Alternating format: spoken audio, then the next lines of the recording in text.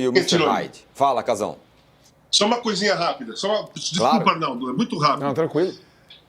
O treinador vê os jogadores todos os dias, quando treina de manhã e de tarde. Se ele não colocou o Coronado, é porque ele viu que no treinamento não estava respondendo aquilo que ele queria. Sim, bom ponto. O que eu estava falando, que tem a ver com isso, Casão, é que o Ramon Dias parece meio o Dr. Jekyll e o Mr. Hyde, né? É o cara das Copas que dá umas paçocadas, umas substituições que ninguém entende. Foi assim no ano passado. E lá o do Campeonato Paulista foi campeão e tudo mais, do brasileiro, ficou um monte de tempo sem perder, Arnaldo. Bom ponto. Eu acho que a gente talvez tenha que voltar um pouco às Copas desde o ano passado, né? O Casão fez o recorte da pré-Libertadores, que ele foi muito mal, inclusive estrategicamente, né? O jogo do Barcelona e Guayaquil, aquela linha de 3 zagueiros sem volante, bom, enfim, desastres táticos também aconteceu no ano passado contra o Racing.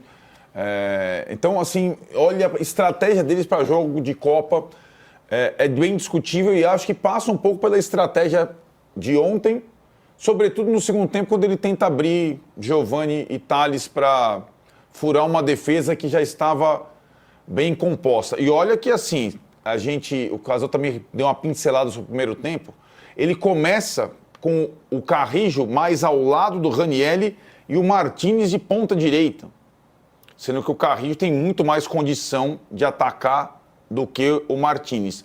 Quando ele toma o primeiro gol, ele chama o Martínez e inverte. Põe o Martínez do lado do Ranieri, mas com o volante pelo esquerdo, e solta o Carrillo no corredor. E o Carrillo deitou e rolou no corredor, meteu a bola na cabeça do Ranieri, e aí no segundo tempo ele tira o Carrillo do corredor. Põe o Carrillo do lado do Ranieri e põe o Giovani na ponta. Então, eu acho que em termos de estratégia, ele foi mal de novo numa Copa. Mal de novo, né? Esse é o ponto tático, digamos assim, que também passa pelo Coronado, que é o meia do elenco para uma eventualidade no Garro. Ano passado, o Coronado, vamos voltar também, Ramon Dias já era o técnico, o Coronado era o meia titular na Sul-Americana, o Corinthians não dava importância para a Sul-Americana.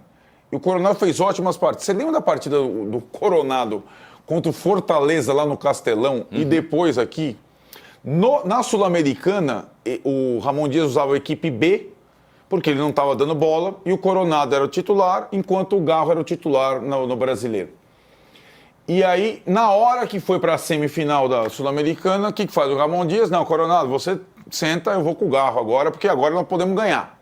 E aí deu uma bloqueada.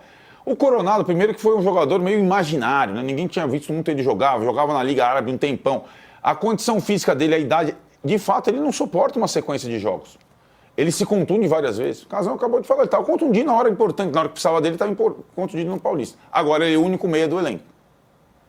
Então, ou o Corinthians sem o Garro, e agora sem o Garro, você falou, o Zubeldia não sabe quando o Lucas volta. E o Garro, alguém sabe? Tratamento alternativo então, na Espanha. O Corinthians, aí, essa é a questão, não é só para o próximo jogo, o próximo, até junho. Ou o Corinthians desenvolve uma outra forma de jogar, ou coloca nos jogos em casa, quando precisa propor mais jogo, o Coronado, mesmo que ele não seja uma sumidade, ou ele vai ter um grande problema. No gol também é uma grande distinção, o Casão tá certo. Aí eu vou para o segundo fator, além do tático e da ausência dos titulares. O Corinthians, com todo o respeito, é muito grande para achar que o ano acabou ganhando o Paulista sobre o Palmeiras. E o Corinthians tratou o ano dessa forma. Todo mundo no Corinthians, todo corintiano. Então acabou o Paulista, o Garro, eu não tenho mais condição, eu preciso parar. Hugo, eu senti a coxa, eu preciso parar. A torcida foi proibida de entrar com tudo lá no bandeira, instrumento, porque no Paulista ela se queimou, literalmente. Ela acabou com o jogo com o Rojão. Foi uma coisa meio de fim de ano, né? Fim de ano. O ano está começando, gente. Faltam 9 meses para acabar o ano. Né? E o Corinthians, na Sul-Americana, ele praticamente jogou fora. Porque o outro time bom da chave, o América de Cali, ganhou fora. Então, o Sul-Americano, praticamente vinagre, para você perder do Huracan em casa. Aí você tem o Brasileiro e a Copa do Brasil. Vamos ver, não dá para viver, atualmente pode ser o rival das galáxias, o Palmeiras. A fila, não sei quanto, não dá para viver de estadual na temporada para nenhum time grande do país. Ainda mais o time que tem a terceira folha de pagamento do país, né? O Corinthians é disparado o time mais valioso da Copa Sul-Americana. Seguido pelo Cruzeiro lá atrás, em termos de valor de elenco, custo de elenco. O Corinthians seria já um dos times mais valiosos da Libertadores. Então o Corinthians não montou elenco para ganhar o Paulistinha, com todo o respeito, né? Montou elenco para ganhar o Paulistinha do Palmeiras e para ser um time protagonista. E não isso aí, né? Então, a partir do jogo do Vasco, no final de semana no Brasileiro, o Corinthians tem que começar a lutar pela ponta do Brasileiro.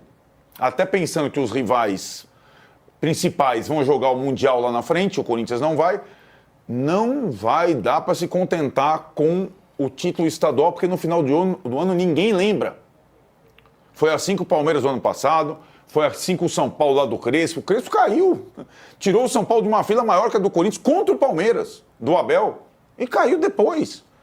Então essa mobilização foi super legal, o Corinthians está feliz pra caramba, tem um crédito grande, mas é só para quem comanda, não é bem assim. Para o Melo, que começa a ter problema, a gente vai falar disso agora, e para o Ramon Dias. Muito confortável a situação. O conforto do Ramon Dias eu cheguei para tirar o time do rebaixamento e eu cheguei para ganhar um título, tirar o time da fila. Então, se é só isso, ele não precisa fazer mais nada. Não é só isso.